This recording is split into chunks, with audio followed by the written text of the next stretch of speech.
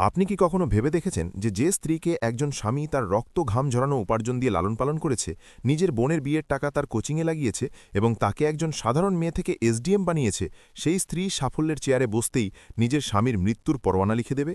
হ্যাঁ, এটি মাধবের গল্প, যে তার স্ত্রী মীরাকে আকাশের উচ্চতায় পৌঁছে দিয়েছিল। কিন্তু এর বদলে মীরা তাকে শুধু অশিক্ষিত বলে প্রত্যাখ্যানই করেনি, বরং এমন এক চক্রান্ত করেছে যে মাধবকে সরাসরি পাগলখানায় পাঠিয়ে দিয়েছে। কিন্তু থামুন, এটাই শেষ নয়, কারণ যে ছাইকে মীরা নিভে চাওয়া বলে মনে করেছিল, সেই ছাই থেকেই এমন এক স্ফুলিঙ্গ জ্বলে উঠতে চলেছে যা পুরো সিস্টেমকে নাড়িয়ে দেবে। দেখুন কিভাবে পাগলখানা থেকে পালানো এক অপরাধী দেশের সবচেয়ে বড় অফিসার হয়ে তার বিশ্বাসঘাতক স্ত্রীর কাছ থেকে পাই পাই করে হিসাব নেয়।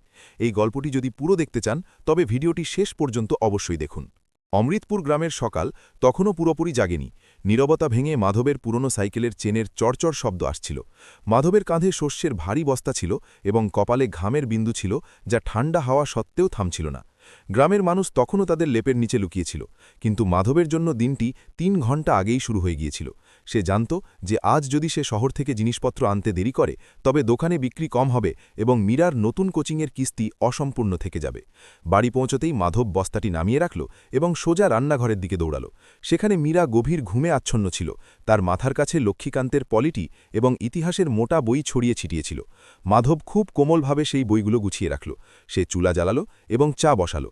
ধোঁয়ায় তার চোখে জল আসছিল, কিন্তু তার মুখে এক স্বস্তির হাসি ছিল। তখনই মীরার চোখ খুলল। সে আড়মোড়া ভাঙতে ভাঙতে বলল, মাধবজি, আপনি আবার এত সকালে উঠে পড়েছেন? আমি বলেছিলাম না যে আমি নিজেই চা বানিয়ে নেব? মাধব চায়ের গ্লাসটি তার দিকে বাড়িয়ে দিয়ে খুব আদরের সাথে বলল, মীরা, তুমি চা বানাতে ১৫ মিনিট নষ্ট করবে। ওই সময় তুমি মৌলিক অধিকারের চ্যাপ্টারটি শেষ করতে পারবে। ঘরের চুলার আগুন আমি দেখে নেব। তুমি শুধু নিজের ভেতরে সেই আগুনটি জ্বালিয়ে রাখো যা তোমাকে অফিসার বানাবে। মীরা চায়ে চুমুক দিল, কিন্তু তার চোখে এখন সেই চমক কম এবং এক অদ্ভুত রকমের ভারাক্রান্ত ভাব ছিল। সে মাধবের ছেঁড়া কুর্তা এবং খালি পায়ের দিকে তাকাল।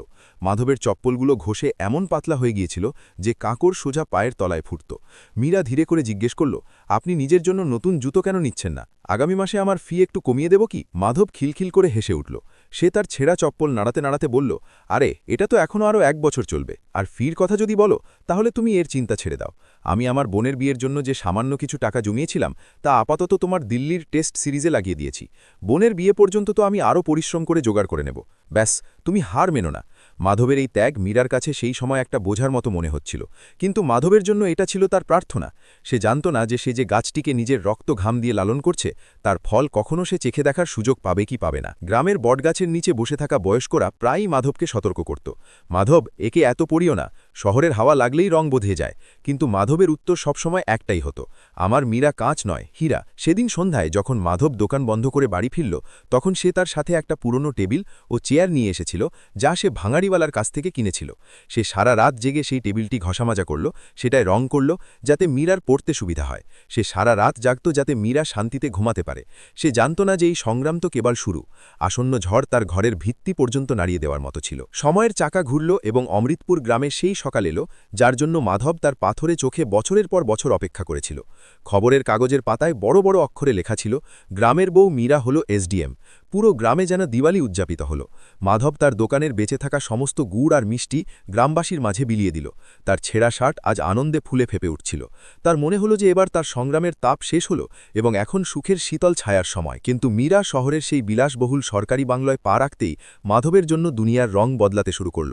শহরের উঁচু ইমারত এবং সাদা গাড়িগুলোর মাঝে মাধবের পুরনো সাইকেল এবং তার গ্রাম্য চালচলনের জায়গা পাওয়া কঠিন হয়ে গিয়েছিল। মীরা এখন রেশমি শাড়ি এবং দামি পারফিউমে জড়িয়ে থাকত, আর মাধবের হাতে তখনও সেই পুরনো মুদি দোকানের হলুদ আর মশলার গন্ধ লেগেছিল। একদিন সন্ধ্যায় যখন শহরের বড় বড় অফিসার এবং প্রভাবশালী লোকদের জন্য বাংলায় পার্টির আয়োজন করা হয়েছিল, মাধব উৎসাহের সাথে মীরার প্রিয় মিষ্টি মালাইয়ের লাড্ডু নিয়ে সেখানে পৌঁছাল। সে তার সবচেয়ে পরিষ্কার কুর্তাটি পরেছিল, যা তবুও সেই স্যুট বুট পরা লোকদের সামনে ফ্যাকাশে লাগছিল। মাধব হলে পৌঁছাতেই সবার নজর তার দিকে আটকে গেল। ফিসফিস শুরু হলো, এ কে?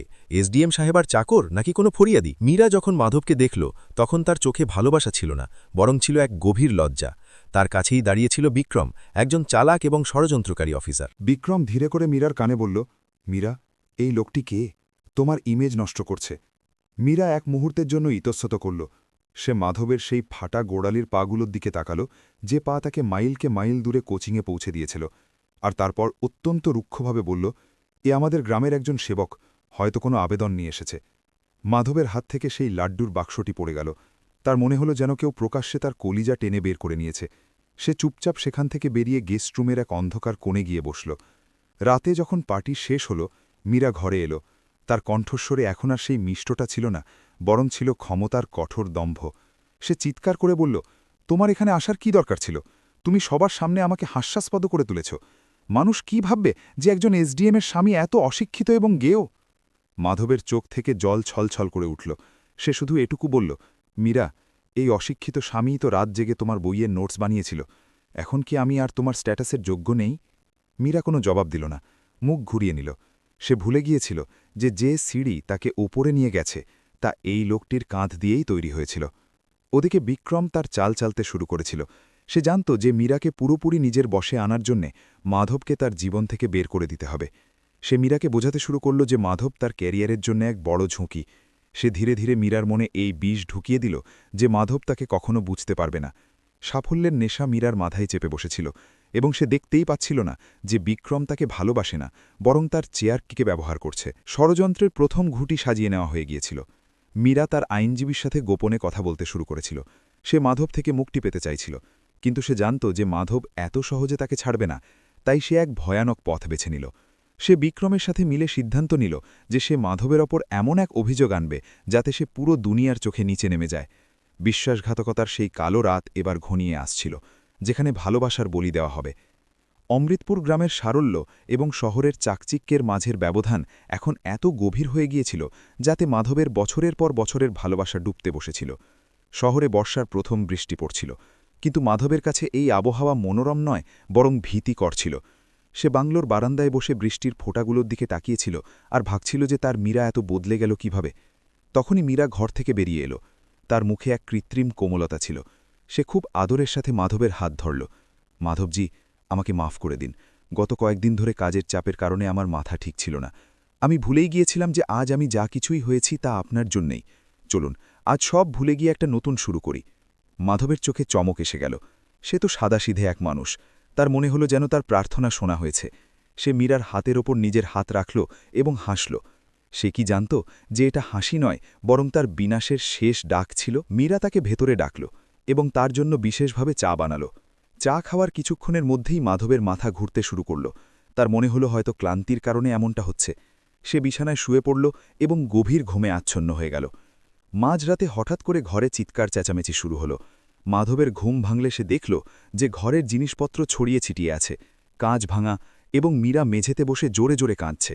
তার মুখে আঁচড়ের দাগ ছিল এবং তার চুল এলোমেলো ছিল। এর আগে যে মাধব কিছু বুঝতে পারত, ঘরের দরজা সশব্দে খুলে গেল এবং পুলিশের একটি পুরো দল ভেতরে প্রবেশ করল। তাদের সাথে হাতে সিগার নিয়ে বিক্রমও দাঁড়িয়েছিল, যার চোখে এক শয়তানি চমক ছিল। দেখলেন ইন্সপেক্টর, আমি বলেছিলাম না যে এই লোকটি মানসিকভাবে বিক্রথগ্রস্ত। নিজের অফিসার স্ত্রীর কাছে টাকা এবং গাড়ি চায়, আর না দিলে প্রাণঘাতী হামলা করে। দেখুন এসডিএম সাহেবার কি অবস্থা করে দিয়েছে সে। মাধব হতভম্ব হয়ে গেল। সে কাঁপা কাঁপা গলায় বলল, মীরা, এসব কি হচ্ছে? আমি তো তোমাকে ছুঁইও নি। তুমি চুপ কেন? এদের বলো যে এসব মিথ্যে। কিন্তু মীরা মাধবের দিকেও তাকালো না। সে শুধু ফুপিয়ে ফুপিয়ে পুলিশকে বলছিল, দয়া করে একে নিয়ে যান। এ আমাকে মেরে ফেলবে। এর টাকার লোভ হয়ে গেছে। এ রোজ আমাকে যৌতুকের জন্য মারধর করে। পুলিশ কোনো কথা না শুনেই মাধবকে বিছানা থেকে টেনে হিচড়ে নামালো এবং তাকে লাথি ও ঘুষি মারতে শুরু করল। মাধব চিৎকার করতে লাগল, নিজের নির্দোষ হওয়ার কসম কাটতে লাগল, কিন্তু সেখানে তার কথা শোনার মতো কেউ ছিল না। বিক্রম কাছে এসে মাধবের কানে ধীরে করে বলল, তুমি ভেবেছিলে যে তুমি এই চেয়ারের সমান বসবে। তোমার জায়গা মাটিতে, আর এখন তুমি সেখানেই থাকবে। মাধবকে টেনে পুলিশের জিপে তুলে দেওয়া হলো। জিপটি বাংলোর গেট থেকে বেরোতেই মাধব পেছন ফিরে তাকাল। বাংলোর উঁচু জানালায় মীরা দাঁড়িয়েছিল। তার মুখ থেকে কান্না গায়েব হয়ে গিয়েছিল এবং সে খুব শান্তভাবে নিজের কবজির দামি ঘুড়িটি দেখছিল। মাধব বুঝে গেল যে মহলকে সে নিজের রক্ত দিয়ে গড়েছিল, আজ তারই দেওয়াল তাকে কবর দিয়ে দিয়েছে। সেই রাতে থানার অন্ধকার লকআপে মাধব প্রথমবারের মতো অনুভব করল যে দারিদ্রতার মতো শাস্তি এই পৃথিবীতে আর নেই। সে দেওয়ালে নিজের নখ দিয়ে একটি দাগ টানল এবং মনে মনে একটি প্রতিজ্ঞা করল। সে ভাবল, মীরা, তুমি আমাকে অশিক্ষিত ভেবে ধোঁকা দিয়েছ। এখন এই অশিক্ষিতই তোমাকে দেখাবে যে শিক্ষা এবং আত্মসম্মানের জোর কতটা। সেই রাতে জেলের এক কোণে মাধব কাঁদা বন্ধ করে দিল। তার ভেতরে সেই সাদাসিদে দোকানদার মরে গিয়েছিল এবং এক বিদ্রোহীর জন্ম হয়েছিল। সে জানত যে লড়াইটা দীর্ঘ, কিন্তু এবার সে আর পিছিয়ে আসার পাত্র নয়। শহরের দায়রা আদালতের বাইরে আজ প্রবল ভিড় ছিল। ক্যামেরার ফ্ল্যাশ এবং সাংবাদিকদের শোরগোল এই কথা সাক্ষ্য দিচ্ছিল যে আজ এক হাই প্রোফাইল মামলার শুনানি। এক এসডিএম স্ত্রী বনাম তার হিংস্র স্বামী। মাধবকে যখন পুলিশের ভ্যান থেকে নামানো হলো, তখন তার হাতে ভারী হাতকড়া ছিল এবং পায়ে সেই ঘষে যাওয়া চপ্পলগুলো। মানুষের ভিড় তাকে ঘৃণাভরা দৃষ্টিতে দেখছিল, যেন সে কোনো ভয়ঙ্কর অপরাধী। কিন্তু মাধবের ঘাড় নিচু হয়নি। তার চোখে এমন এক নিস্তব্ধতা ছিল যা কোনো বড় ঝড়ের আগমনের সংকেত দিচ্ছিল। আদালতের কার্যক্রম শুরু হল। কাঠগড়ায় দাঁড়িয়ে মীরা তার চোখে নকল জল ভরে বিচারকের সামনে তার মিথ্যে কাহিনী শোনাতে শুরু করল। মাই লর্ড, আমি সবসময় ভেবেছিলাম যে মাধব আমার সাফল্যে খুশি হবে, কিন্তু আমি পদ পেতেই তার লোভ বেড়ে গেল। সে রোজ মদ খেয়ে আসত, আমার কাছে লাখ লাখ টাকা চাইত এবং বলতো যে যদি টাকা না দিই তবে সে মিডিয়ায় গিয়ে আমার সম্মান নষ্ট করে দেবে। সেই রাতে সে চাকু দিয়ে আমার ওপর হামলা করেছিল। আমি শুধু নিজের প্রাণ বাঁচিয়ে পালাতে পেরেছি। আদালত কক্ষে নিস্তব্ধতা ছেয়ে গেল। মাধবের বৃদ্ধ বাবা এক কোণে দাঁড়িয়ে অঝরে কাঁদছিলেন। মাধবের আইনজীবী, যে একজন সরকারি আইনজীবী ছিল এবং বিক্রমের কেনা লোক ছিল, সে নামমাত্র জেরা করল। তখনই বিক্রম তার সবচেয়ে বড় ঘুঁটি পেশ করল, শহরের বিখ্যাত মনোচিকিৎসক ডাক্তার খান্না। বিক্রমের উকিল বলল, মাই লর্ড, আমরা আদালতকে জানাতে চাই যে মাধবের এই হিংস্র প্রবৃত্তি নেহাত কাকতালীয় নয়। ডাক্তার খান্নার রিপোর্ট অনুযায়ী মাধব সিজোফ্রিনিয়া নামক এক গুরুতর মানসিক রোগে ভুগছে। সে বাস্তবতা এবং কল্পনার মধ্যে পার্থক্য করতে পারে না। সে তার স্ত্রীর সাফল্যে ঈর্ষান্বিত হয় এবং তার মনে হয় যে মীরা তার সম্পত্তি। ডাক্তার খান্না গম্ভীর স্বরে মিথ্যে রিপোর্ট পড়লেন এবং আদালতকে বিশ্বাস করালেন যে মাধব সমাজের জন্য বিপজ্জনক। মাধব চিৎকার করতে চাইছিল। সে বলতে চাইছিল যে, সাহেব, যে লোকটি নিজের জমি বিক্রি করে স্ত্রীর বই কিনেছে, সে তার কাছে টাকা কেন চাইবে? কিন্তু তার কণ্ঠ ভিড়ের শোরগোলে চাপা পড়ে গেল। বিচারক তার রায় শোনালেন।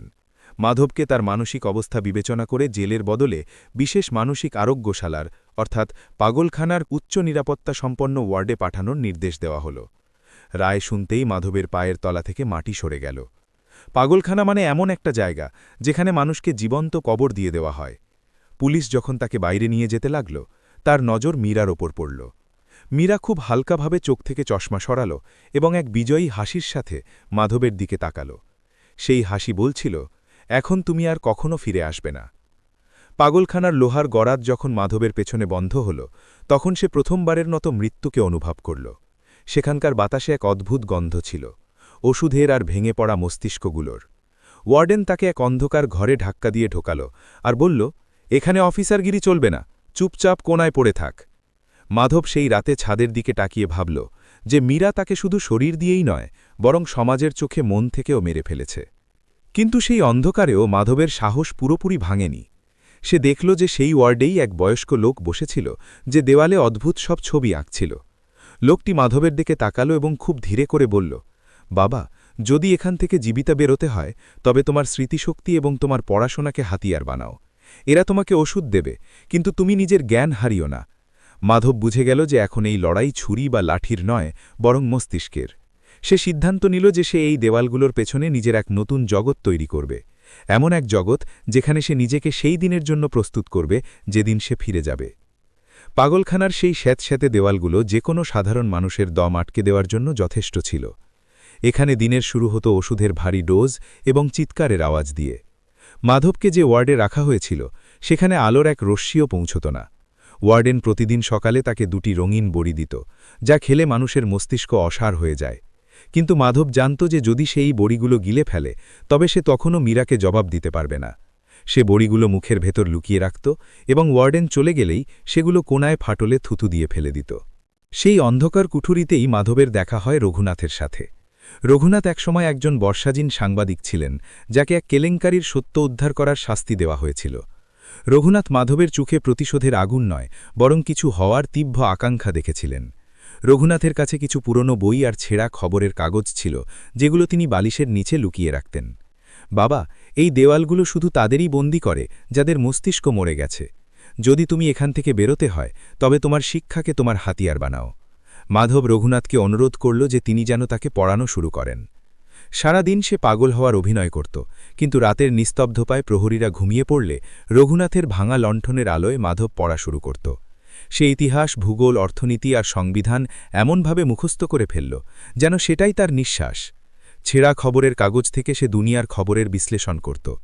যে মাধব কখনো নিজের দোকানে বসে আটা ডাল বেচত, আজ সে পাগলখানার মাটিতে আঙুল দিয়ে মানচিত্র আর সমীকরণ বানাচ্ছিল। সে স্থির করেছিল যে সে স্বাধীন হয়ে বেরোবে। 2 বছর কেটে গেল। মাধবের শরীর হয়তো শুকিয়ে গিয়েছিল, কিন্তু তার মস্তিষ্ক বিদ্যুতের মতো তীক্ষ্ণ হয়ে উঠেছিল। এরই মধ্যে মীরার ছোট বোন ছবি তার বোনের আসল সত্যিটা জানতে পারল। ছবি দেখল কিভাবে বিক্রম এবং মীরা মিলে গরিবদের জমি দখল করছে। সে মাধবের নির্দোষ হবার কথা বুঝতে পারল এবং চুপি চুপি আইনজীবী আরিয়ানের সাথে যোগাযোগ করল। ছবি পাগলখানার একজন ঝাড়ুদারকে ঘুষ দিয়ে মাধবের কাছে এই বার্তা পৌঁছে দিল যে বাইরে বেরোনোর সময় এসে গেছে। এক গুমোট রাতে যখন শহরে ভারী বৃষ্টি হচ্ছিল এবং বাজ পড়ছিল, মাধব রঘুনাথের সাহায্যে পালানোর পরিকল্পনা কার্যকর করল।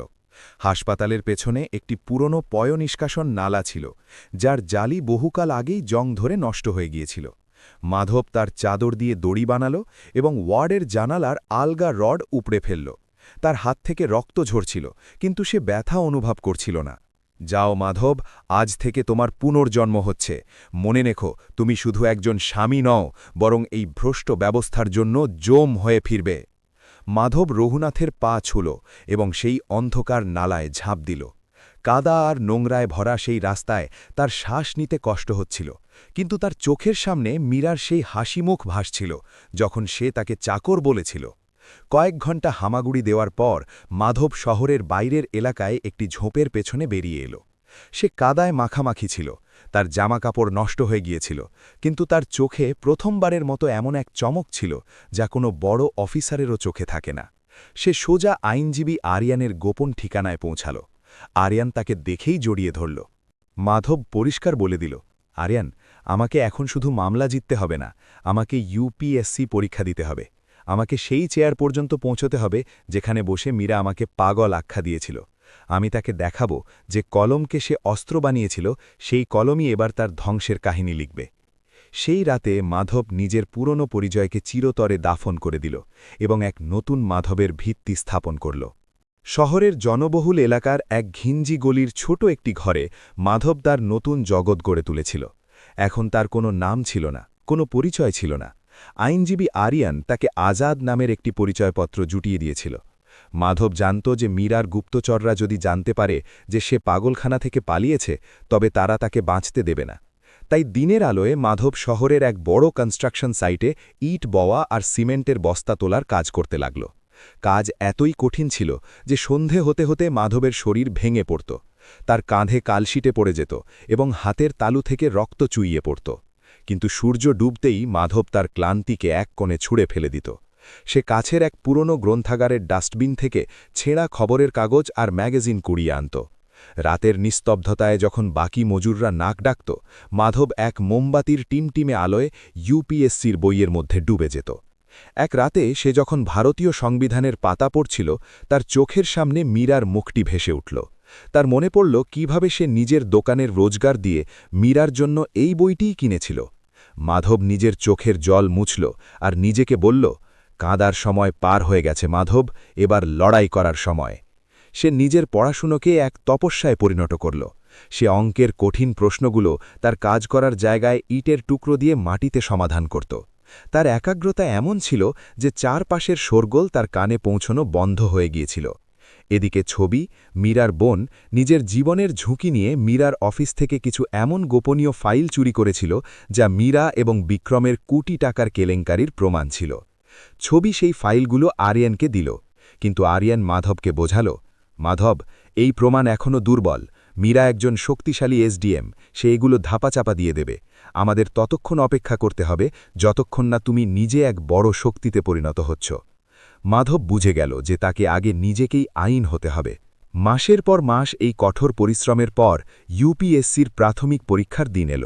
মাধব সেই ছেঁড়া কুর্তাতেই পরীক্ষা কেন্দ্রে পৌঁছাল। তার পাশে বসা ধনী ছাত্ররা তাকে ঘৃণার চোখে দেখছিল, কিন্তু যখন প্রশ্নপত্র হাতে এলো তখন মাধবের কলম বিদ্যুতের মতো চলল। তার প্রতিটি প্রশ্নে নিজের সংগ্রাম আর মীরার বিশ্বাসঘাতকতার কথা মনে পড়ছিল। সে এক একটা প্রশ্নকে এমনভাবে সমাধান করল যেন সে নিজের স্বাধীনতার যুদ্ধ লড়ছে। কিছুদিন পর ফল বেরোল। আজাদ নামের এক প্রার্থী পুরো রাজ্যে প্রথম স্থান অধিকার করেছে। কেউ জানত না যে এই প্রথম হওয়া ব্যক্তিটি অন্য কেউ নয়, বরং সেই পাগল আখ্যা দেওয়া স্বামীটিই। মাধব এবার মেইনসের প্রস্তুতি শুরু করে দিল। সে নিজের ঘুম ত্যাগ করল, নিজের ক্ষুধা ভুলে গেল। সে দিনে মজুরি খাটত যাতে নিজের পড়াশোনার খরচ চালাতে পারে, আর রাতে নোটস বানাত। তার কাছে না ছিল কোনো কোচিং, না ছিল কোনো গাইডেন্স, শুধু ছিল এক অটুট প্রতিজ্ঞা। সে মেইনস পরীক্ষাও পুরো নিষ্ঠার সাথে দিল। প্রতিটি উত্তরে সে নিজের অভিজ্ঞতার গভীরতা এবং সমাজের কটু বাস্তবতাকে গেঁথে দিল। পরীক্ষা শেষ হবার পর সে আবার নিজের ইট বওয়ার কাজে ফিরে গেল। তার অপেক্ষা ছিল সেই দিনের যখন সে সোজা দিল্লির ধোলপুর হাউসের ইউপিএসসি কার্যালয়ের ইন্টারভিউ বোর্ডের সামনে দাঁড়াবে। সে জানত যে যেদিন সে ইন্টারভিউ দেবে সেদিন সে শুধু নিজের নির্দোষ হবার প্রমাণ দেবে না, বরং সেই হাজার হাজার পুরুষ এবং নারীদের জন্য এক দৃষ্টান্ত হয়ে উঠবে যাদেরকে সাফল্যের নামে নিজেরাই পিষে দিয়েছে। ধোলপুর হাউসের বাইরে দাঁড়িয়ে থাকা মাধবকে আজ কোনো মজুরের মতো লাগছিল না। যদিও সে সেই পুরনো ইস্ত্রি করা সাদা কুর্তাই পরেছিল, কিন্তু তার মুখে যে তেজ ছিল তা দামি স্যুট পরাদেরও হার মানাচ্ছিল। ইউপিএসসির ইন্টারভিউ বোর্ডের সামনে যখন সে প্রবেশ করল, তখন ঘরে এক নিস্তব্ধতা বিরাজ করছিল। বোর্ডের সভাপতি তার ফাইল দেখলেন এবং তারপর তার চোখের দিকে তাকিয়ে জিজ্ঞাসা করলেন, আজাদজি, আপনার রেকর্ড বলছে যে আপনি 2 বছর ধরে নিখোঁজ ছিলেন। আপনার ব্যাকগ্রাউন্ডও খুব রহস্যময়। একজন ভাবী অফিসার হিসেবে আপনি কি এর ওপর কোনো সাফাই দিতে চাইবেন? মাধব এক দীর্ঘশ্বাস নিল এবং নির্ভয়ে তার পুরো গল্প, ত্যাগ, বিশ্বাসঘাতকতা, জেল আর পাগলখানার সত্যি বর্ণনা করল। সে বলল, স্যার, আমার নিখোঁজ হওয়াটা এক অসহায় মানুষের শাস্তি ছিল, আর আমার এখানে দাঁড়িয়ে থাকাটা এক আত্মসম্মানী মানুষের জবাব। আমি এই সিস্টেমকে বদলাতে চাই, যাতে ক্ষমতার চেয়ারে বসে কারো নিষ্পন্নতার গলা টিপে না মারা হয়। মাধবের উত্তরে সেই সত্য এবং দূরদর্শিতা ছিল যে ইন্টারভিউ শেষ হতে হতে বোর্ডের সদস্যরা নিজেদের চেয়ার থেকে উঠে দাঁড়িয়ে তাকে সম্মান জানাতে শুরু করলেন। সে জানত যে সে শুধু পরীক্ষাই নয়, বরং সে একটি হারিয়ে যাওয়া স্বাধীনতাকেও জয় করে নিয়েছে। ইউপিএসসির ফলাফল ঘোষণা হল। পুরো ভারতে প্রথম স্থান, র্যাঙ্ক 1-এ একটাই নাম জলজল করছিল, মাধব আজাদ। মিডিয়ায় হুলুস্থুল পড়ে গেল। মাধবের আসল পরিচয় সামনে আসতেই সারা দেশে তোলপাড় শুরু হয়ে গেল। এদিকে শহরে মীরা এবং বিক্রম তাদের পরবর্তী কেলেঙ্কারির ছক্কস ছিল, তখনই ভিজিলেন্স এবং সিবিআইয়ের দল তাদের বাংলোতে হানা দিল। আইনজীবী আরিয়ান এবং ছবি সেই রেকর্ডিংস এবং ফাইলগুলো প্রকাশ্যে এনেছিল, যেগুলো প্রমাণ করেছিল যে মীরা নিজের পদের অপব্যবহার করে নিজেরই নির্দোষ স্বামীকে ফাঁসিয়েছিল। মীরার দাপট এক নিমেষেই ধুলোয় মিশে গেল। তাকে গ্রেফতার করা হলো এবং তাকে সেই থানার সেই লকআপেই ঢোকানো হলো যেখানে একদিন মাধব রাত কাটিয়েছিল। বিক্রম, যে নিজেকে খুব চালাক মনে করত, পুলিশের হাত থেকে পালানোর চেষ্টা করার সময় ধরা পড়ল। মীরা যখন জেলের গড়াদের পেছনে বসে টিভিতে মাধবকে আইএরএসের পোশাকে শপথ নিতে দেখল, তখন তার হাত কাঁপতে লাগল। সে বুঝতে পারল যে সে যেই গণ্ডমূর্খকে পায়ে পিষেছিল, সে এখন সেই আইনেরই মালিক হয়ে বসে আছে, যাকে সে নিজের সম্পত্তি মনে করত। মাধবের প্রথম পোস্টিং সেই জেলাতেই হল যেখানে মীরার আদালতে শুনানি চলছিল। একদিন মাধব জেলাশাসক হিসাবে সেই জেল পরিদর্শনে পৌঁছাল। জেলার যখন গেট খুলল এবং মাধব নিজের নীল বাতিওয়ারা গাড়ি থেকে নামল, তখন জেলের দেয়ালগুলোও কেঁপে উঠল। মীরা, যে এখন একজন সাধারণ অপরাধীর মতো কয়েদির ছেঁড়া পোশাকে ছিল, মেঝেতে বসে বাসন মাজছিল। মাধবের চকচকে উর্দি এবং তার রতবা দেখতেই সে তার পায়ে লুটিয়ে পড়ে অঝরে কাঁদতে শুরু করল। মাধব, আমাকে মাফ করে দাও। সাফল্য আমাকে অন্ধ করে দিয়েছিল। আমি ওই বিক্রমের প্ররোচনায় পা দিয়েছিলাম। আমাকে একটা সুযোগ দাও, আমি আবার সেই পুরনো মীরা হয়ে যাব। মাধব খুব শান্তভাবে তার দিকে তাকাল। তার চোখে না এখন ঘৃণা ছিল, না ভালোবাসা। সে অত্যন্ত শালীনতার সাথে বলল, মীরা, তুমি অফিসার হয়েছিলে, কিন্তু মানুষ হতে ভুলে গেছিলে। আমি তোমাকে অনেক আগেই মাফ করে দিয়েছিলাম, কিন্তু যে মাধবকে তুমি পাগলখানায় পাঠিয়েছিলে সে মরে গেছে। আজ আমি এখানে তোমার স্বামী নই, বরং এই জেলার ডিএম, আর আইনের চোখে তুমি শুধু একজন অপরাধী। মাধব জেলারকে কড়া নির্দেশ দিল যেন অপরাধীদের সাথে কোনো দয়া দেখানো না হয়, এবং সে পেছন ফিরে না তাকিয়ে সেখান থেকে চলে গেল। গল্পের শেষটা হল অমৃতপুর গ্রামের সেই গলিগুলোতেই যেখান থেকে এটা শুরু হয়েছিল। মাধব নিজের গ্রামকে দত্তক নিল এবং একে একটি মডেল গ্রামে পরিণত করল। সে নিজের বোন এবং মায়ের নামে একটি বিশাল গার্লস ডিগ্রি কলেজ খুলল, যেখানে হাজার হাজার বালিকা আজ বিনামূল্যে এবং উন্নত মানের শিক্ষা গ্রহণ করছে। ছবিকে তার সাহসিকতার জন্য সম্মানিত করা হল এবং সে মাধবের সবচেয়ে বড় সহযোগী হয়ে উঠল। মীরাকে দুর্নীতি এবং জালিয়াতির অভিযোগে 7 বছরের সশ্রম কারাদণ্ডের সাজা দেওয়া হল। আজও মাধবের বিশাল সরকারি বাংলোর ড্রয়িং রুমে একটি কাঁচের শোকেস আছে। সেই শোকেসে কোনো মেডেল বা ট্রফি নেই, বরং সেই পুরনো ভাঙা সাইকেল আর সেই ছোট্ট সোনার নাকছাবিটি রাখা আছে যা সে সেই রাতে মীরার জন্য এনেছিল। এই জিনিসগুলো তাকে মনে করিয়ে দেয় যে উঁচুতে পৌঁছানোর চেয়ে বড় ধর্ম হল নিজের শিকড়ের সাথে যুক্ত থাকা। মাধব প্রমাণ করে দিয়েছে যে যদি নিয়ত পরিষ্কার থাকে এবং ইচ্ছে ইস্পাত কঠিন হয়, তবে একজন সাধারণ দোকানদারও ইতিহাস করতে পারে। সংগ্রামের গর্ভ থেকে জন্ম নেওয়া এই নতুন মাধব এখন দেশের হাজার হাজার যুবকের জন্যে সবচেয়ে বড় অনুপ্রেরণার নাম হয়ে উঠেছিল। তো বন্ধুরা, আপনাদের মাধব এবং মীরার গল্প কেমন লাগলো আমাদের কমেন্ট করে অবশ্যই জানাবেন, এবং মীরার সাথে মাধব ঠিক করেছে কিনা সেটাও অবশ্যই জানাবেন। আজকের মহিলারা মনে করেন যে আমরা সফল হয়ে গেছি, তাই আমাদের আর স্বামীর কোনো দরকার নেই, কিন্তু তারা এই বিষয়টা উপলব্ধি করতে পারে না যে সেই স্বামী তাকে এই উচ্চতায় নিয়ে এসেছে যাতে সে নিজের পায়ে দাঁড়াতে পারে। সেই স্বামী নিজের প্রয়োজনের আগে তার প্রতিটি প্রয়োজন মেটায়। মীরার এই অহংকারই তাকে ডুবিয়ে দিল। যদি আপনাদের এই গল্পটি ভালো লেগে থাকে, তবে আমাদের চ্যানেলটি সাবস্ক্রাইব করুন এবং বেল আইকনটি অবশ্যই চাপুন। আমাদের এই গল্পটি শুধুমাত্র নৈতিক শিক্ষার উদ্দেশ্যে তৈরি করা হয়েছে। একটি অনুপ্রেরণামূলক গল্প হিসেবে যদি এটি কারোর অনুভূতিতে আঘাত পেয়ে থাকে, তবে আমরা আন্তরিকভাবে ক্ষমা চাইছি। যদি গল্পে কোনো ভুল হয়ে থাকে বা ভিডিওতে কোনো ভুল থাকে, তবে আমাদের অবশ্যই জানাবেন। পরবর্তী ভিডিওতে আমরা তা সংশোধনের পুরো চেষ্টা করব।